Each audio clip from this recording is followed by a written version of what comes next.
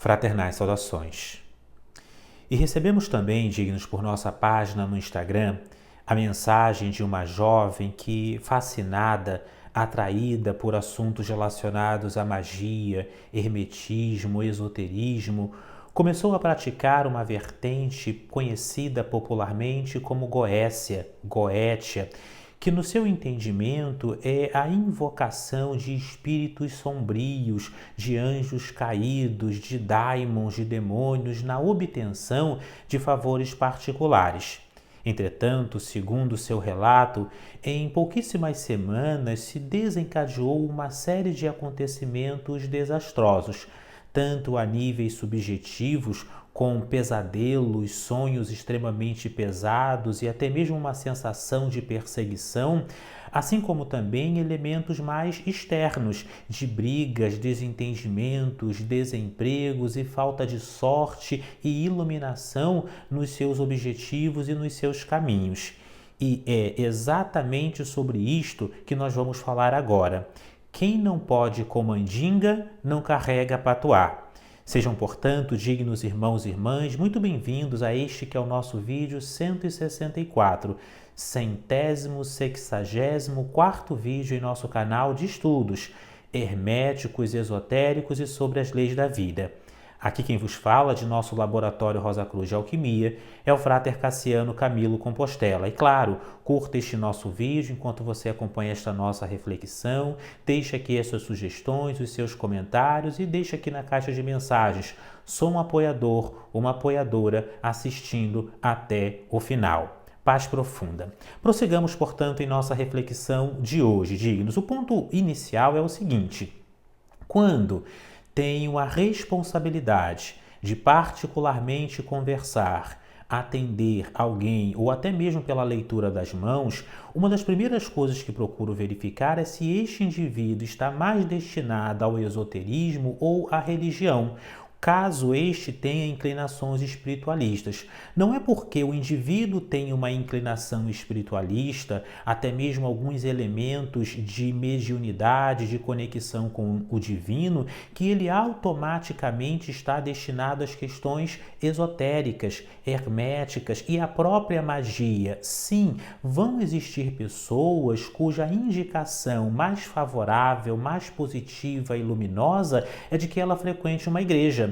Como tenho até mesmo particularmente um conhecimento das diferentes denominações religiosas, cristãs, principalmente aqui no nosso país, então eu indico particularmente sim, às vezes, olha, vá para a Assembleia, sim, vá para a Igreja Batista, frequente a Igreja Luterana, você deveria estar mais na Igreja Católica. Já cheguei até mesmo a indicar, embora tenha com certa razão algumas ressalvas, pessoas para a Igreja Universal do Reino de Deus ou outras igrejas neopentecostais, porque muito embora estas denominações, do nosso ponto de vista, que também é limitado, não somos em momento algum donos da verdade, elas têm as suas limitações, elas vão servir a algumas pessoas e estarão no mesmo nível, estarão na mesma base, na mesma altura daquelas mentalidades e hão de trazer para aquelas pessoas alguma luz ou a luz que elas precisam naquele momento. E por isto sim, às vezes, por vezes me vejo obrigado a indicar não uma ordem esotérica, não um caminho iniciático, não uma fraternidade mística, mas uma igreja, uma religião comum, ou seja, a nível exotérico, externo e não propriamente interno. Nem todo mundo está destinado ao esoterismo, então é importante que você verifique isso internamente. Mas prossigamos em nossa reflexão. O ponto seguinte, dignos, é que na prática da magia devemos levar e nos relembrar, levar em consideração e nos relembrar contínua e tranquilamente que magia nada soma, mas tudo multiplica.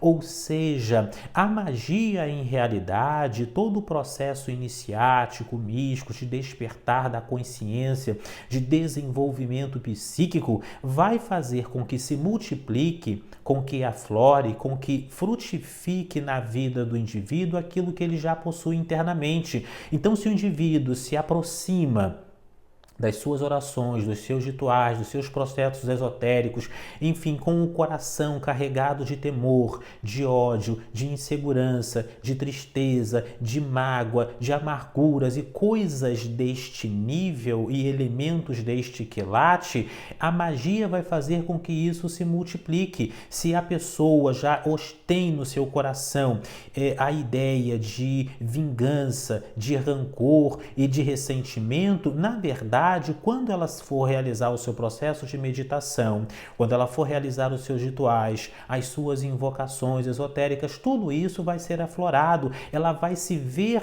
face a face diante destes mesmos aspectos, destes daimons, destas forças sombrias que ela guarda no coração. Por isso é sumamente importante ter esta autorresponsabilidade. Nem todo mundo está disposto a este autoconhecimento, autodomínio e autoiluminação. E por isto, sim, por vezes deva estar sob a guarda, sob a guia, como uma ovelha, de um pastor, de alguém propriamente que a conduza pontualmente. Porque o caminho do hermetismo, o caminho da cabala, o caminho da própria magia, o caminho iniciático, místico e esotérico vai exigir do indivíduo este autodomínio, este autocontrole, este autoconhecimento, que é a capacidade de lidar com as próprias sombras sem colocá-las do lado de fora, ou seja, não é culpa nunca de um demônio, não é culpa de uma entidade, enfim, a responsabilidade é sempre do próprio indivíduo. Então, sim, se o indivíduo de alguma maneira é obsediado, se o indivíduo de alguma maneira se vê naquele mesmo patamar, enfim, de entidades mais sombrias, é porque, em algum grau, ele se colocou naquele mesmo nível, ele guarda, em grande parte, esta responsabilidade. Isto pode dar-se em parte, por um lado, através da necessidade de ter que purificar as suas próprias intenções, emoções e pensamentos, ou seja, ele está naturalmente naquele mesmo nível, ou por outro lado, aquilo pode ser uma missão, ou seja, o indivíduo está nos umbrais astrais para poder vencer aquelas sombras e para poder também salvar, por vezes, aquelas mesmas mentalidades e aquelas sombras. Está muito na moda o trabalho com a goécia, trabalhos, às vezes pessoas até mais adolescentes, mentalidades mais infantis, que não se deram ao trabalho de estudar os clássicos, de frequentar fraternidades, de ter um conhecimento mais devidamente abalizado e começam a fazer rituais que estejam no livro de São Cipriano. Já falamos muito aqui sobre isso, vou até deixar no link aqui o nosso comentário sobre o livro de São Cipriano e os seus rituais, a oração da Cabra Preta. Quando você terminar este vídeo, assista também esse nosso comentário sobre o livro de São Cipriano, em que mostro e falo sobre essas questões. Mas está na moda, sim, principalmente com o advento da internet, esta ideia de se invocar entidades mais sombrias sob o pretexto de que isso é mais rápido, é mais célere, para se obter favores particulares.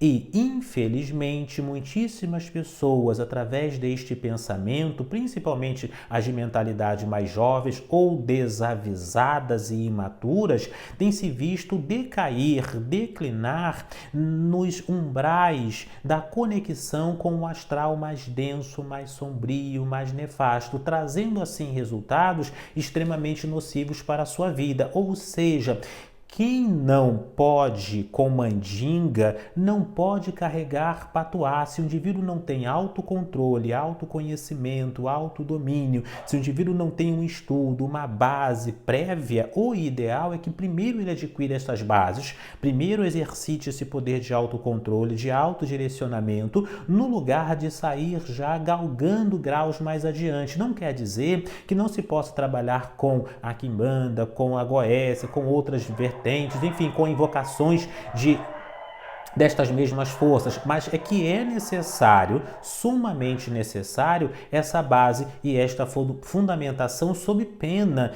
de se perder nos ralos das próprias ações e suas consequentes reações. Então vejamos que, fundamentalmente, o autoconhecimento, o autodomínio e a autoiluminação são as bases primeiras, devendo o indivíduo se perguntar se de fato ele está destinado ao hermetismo, mesmo à magia, aos processos iniciáticos, ou se não é, por vezes, o caso de ele pertencer a alguma religião mais exotérica, mais comum e mais popular.